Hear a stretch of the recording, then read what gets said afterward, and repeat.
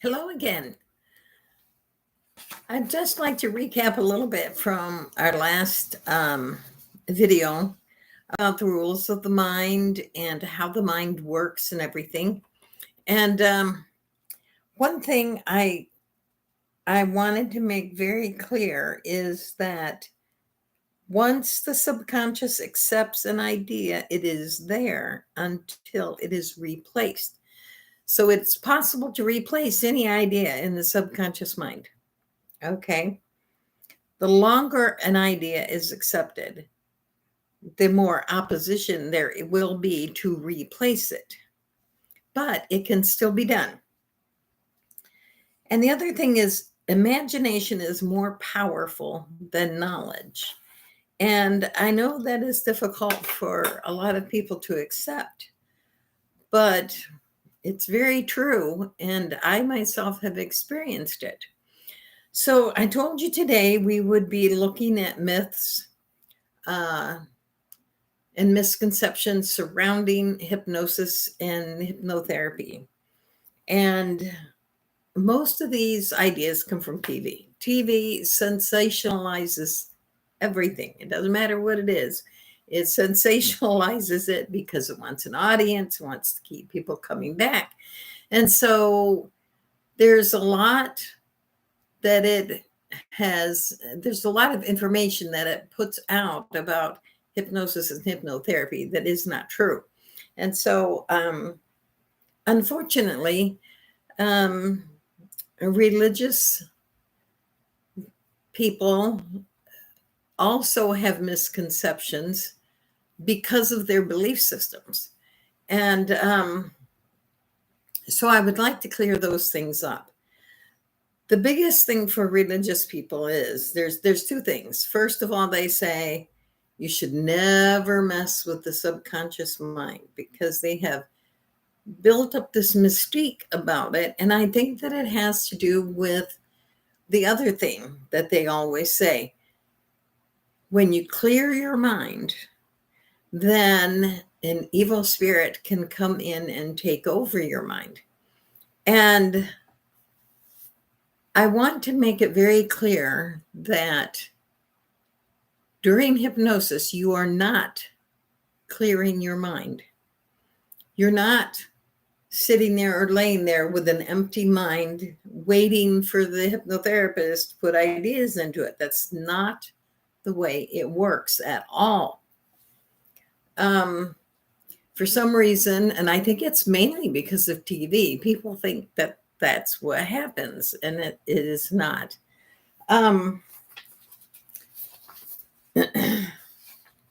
Another misconception that people have is that the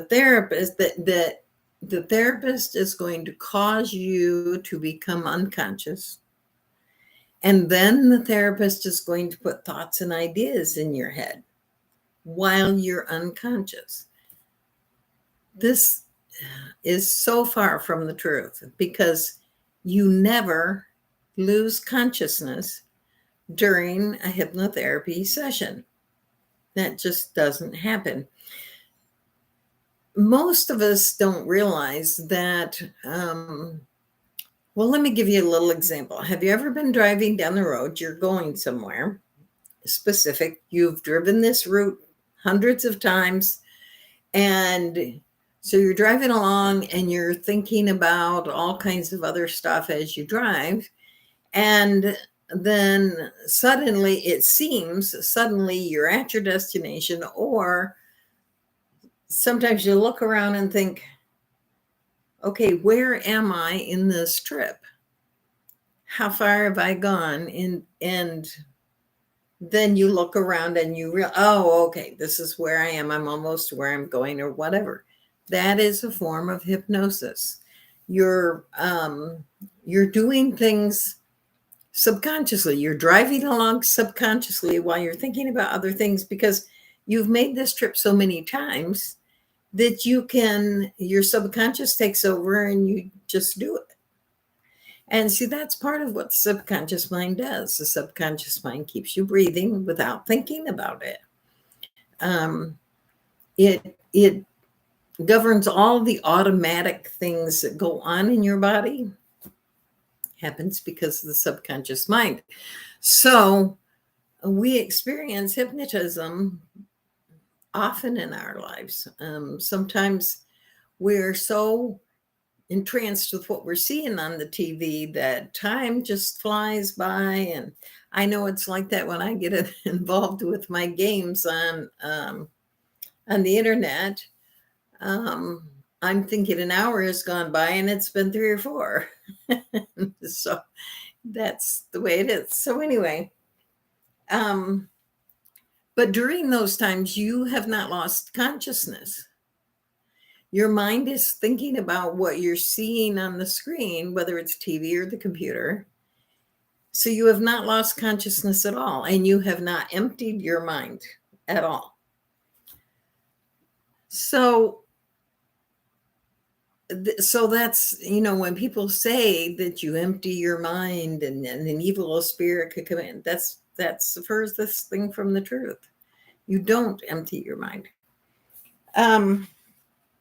The other thing is that people think that the hypnotherapist is going to make all these suggestions to you about things that you have no knowledge of and plant ideas in your head and all this kind of thing. And they can't do that because you're not unconscious. Now, we've all experienced the state just before sleep where we're still conscious and you can hear what's going on around you. And if it's music or someone talking that is lulling, as long as it's not loud and jarring, that's lulling and it's drawing you steadily into sleep. Now, during that time, if someone asks you a question, you are conscious, you hear them, and you can answer them, and you do. That's what hypnosis is like. You become so relaxed that you are very much aware of what's going on, but you're not really involved with it unless there's an emergency. Now, when you're just sliding into sleep and all of a sudden the smoke alarms go off, you wake up and you weren't actually asleep, but you come back to full consciousness and awareness. I should say awareness. You come back to full awareness and you think, okay, there's an emergency. I have to take care of it. Now, this is the same thing that happens during hypnosis. We relax your mind. Your mind relaxes and it's enjoying the quiet voice and possibly quiet music and things like that. And then while your conscious mind is in this state, the smoke alarm goes off. You come back to full awareness and you take care of it. At no time did you lose consciousness. So when you're in this state and your mind is calm and it's relaxed and you can hear the therapist talking and the therapist asks a question, you will answer it. But it's not your conscious mind that is answering it. It is the subconscious mind that is answering.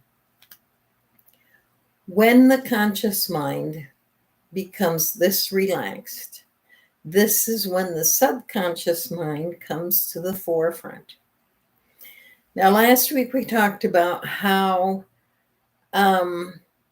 your subconscious mind sees and hears everything that goes on around you, experiences all the experiences that you have, and it accepts them. It does not question them. It does not rationalize or anything. It just accepts it all.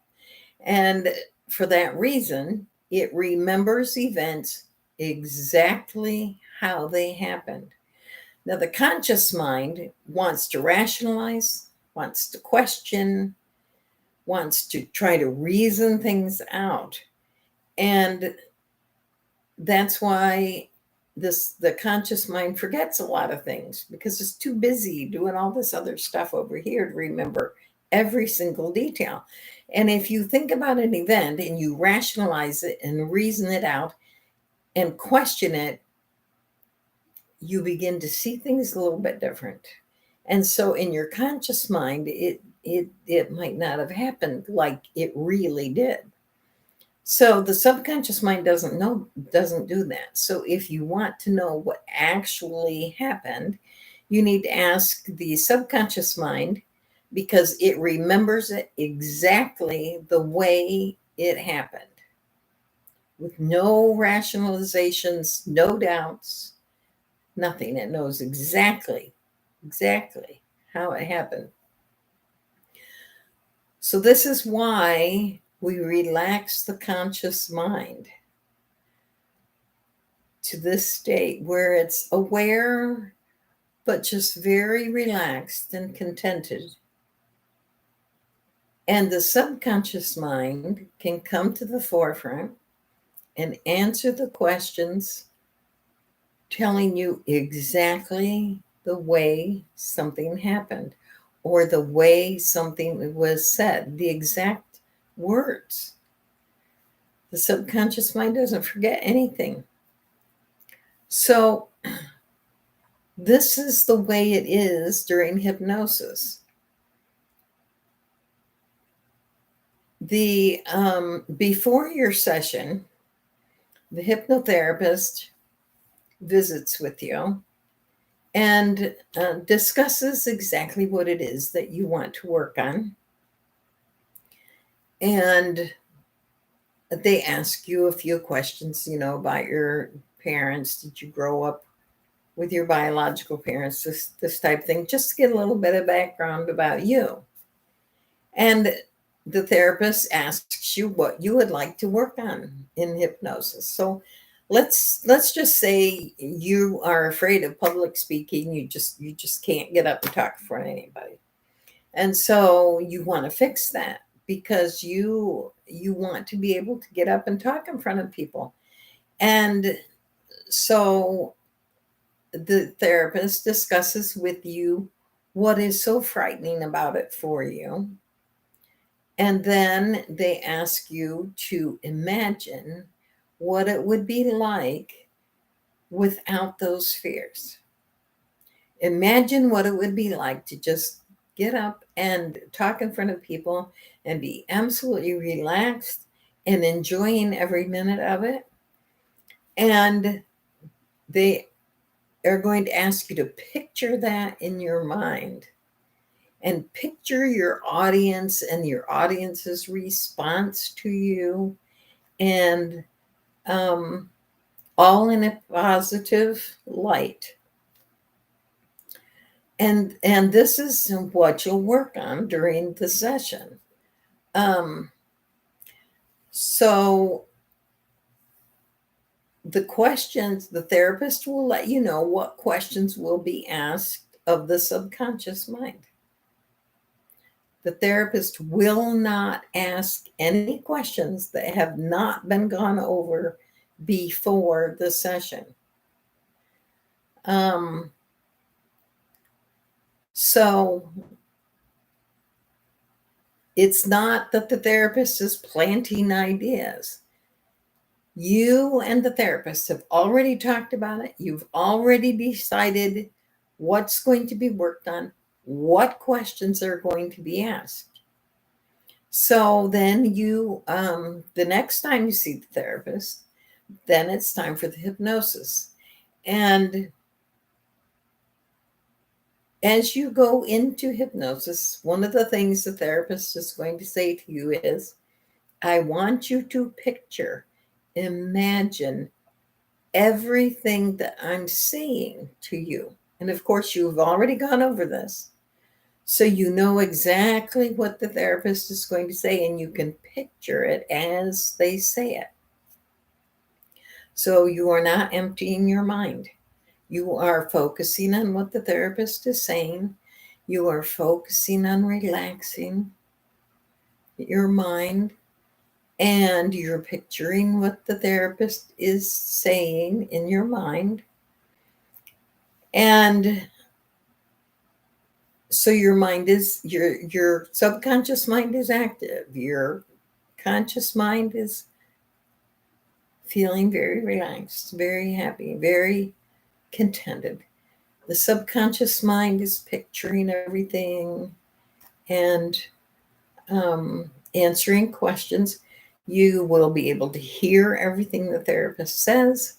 You will be able to answer um, what the therapist, what the question is. You'll be able to answer that as the subconscious mind brings to you the answers.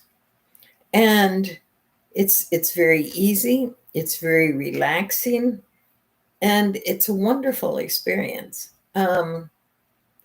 You will remember every single thing that has been said during your session.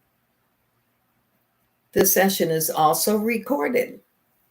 So if you would ever have a question about who said what during a session, you can just ask for the recording of the session. You can have that immediately if you want that after the session is over. You can have a copy of the recording of the entire session.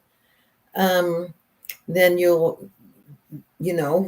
that will just reinforce what has been said. And if the subconscious mind brings up something that you might not have been aware of or completely aware of before, the therapist is just going to say, "What do you think about that? How do you feel about that?" And then you will respond, and the therapist will accept your response. You are in total control of this session. What the conclusions that you come to during this session are your own conclusions, not the therapist's. The therapist does not make any conclusions. You and your subconscious mind make all the conclusions. So you're in control. You're in absolute control. Sometimes people say they can't be hypnotized. And when people say that, it usually means that they're afraid.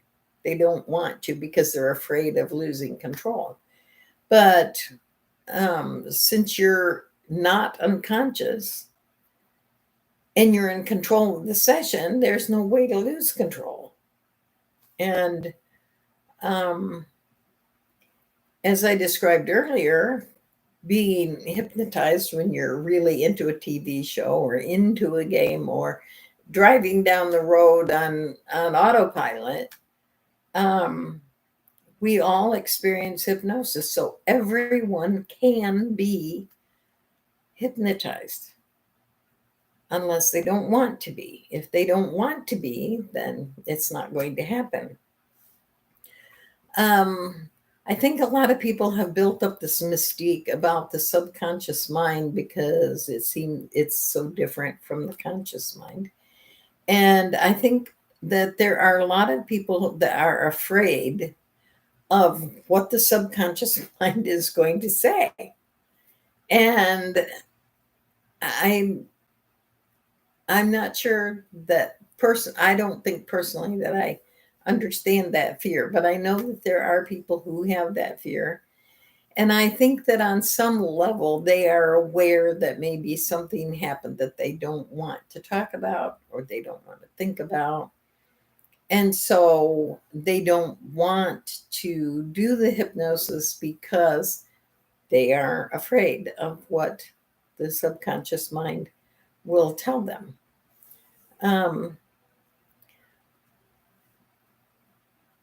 But And there's nothing that I would say, if someone were to come to me and say, I can't do that because I'm afraid of what it's going to say, I'm just going to say, okay. Because the whole session's about you, not about the hypnotherapist. Not about the hypnotherapist at all. And during the hypnosis, only things that will be the only things that will be talked about are things that you discussed prior to the session, and you will know what is going to be said. Nothing new is said, nothing new at all. And at the end, you get a recording, a bespoke recording of positive reinforcements for everything that you want to accomplish. And so hypnosis is very relaxing, and it is very, I don't know, I always felt afterwards like I was very relaxed and that I was making advances in my life, that I was making improvements to myself as a person. And that's what we all want in the end, anyway, is to make improvements to ourselves. Now, let's see if I have missed any. Oh, dear. There's my glasses. um, see if I've missed anything. Okay. Okay, I have not missed anything. Now, the next time we get together, I would like to let you know exactly how a session works, the different parts of the session, and what to expect if you decide to have a session with me, and also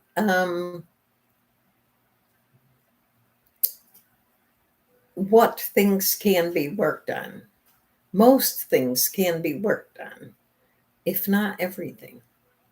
And I know people who have had wonderful successes. I myself have had wonderful successes. And so next time I'll probably tell you a little bit about my story and how hypnosis has helped me. And I'll tell you this in relationship to how the session will work, the different parts of the session, and what exactly we do. So you know exactly what to expect. So I will see you again in a few days.